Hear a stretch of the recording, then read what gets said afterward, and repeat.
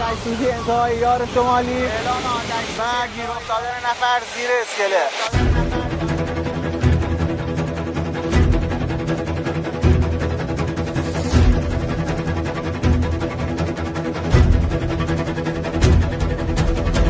قایق برای امداد به شما میرسید. یه سریعتر شما رو بگیرین هماهنگی لازم انجام میشه.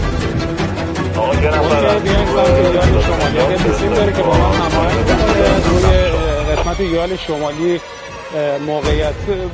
تو موقعیت باشه تا بچه‌ها کار امداد انجام بدن.